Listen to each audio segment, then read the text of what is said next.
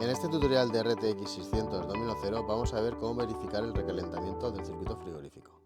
El recalentamiento o superheat es la diferencia entre temperatura real de gas en la aspiración, medida por la PB1, y la temperatura de saturación calculada a partir de la presión de aspiración, medida por la PB6.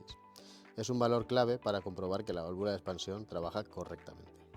Sigue los siguientes pasos para ver el valor de recalentamiento. Pulsaremos Set, entraremos en la carpeta Evo, en ella buscaremos SHT, Superheat, donde podremos ver el valor.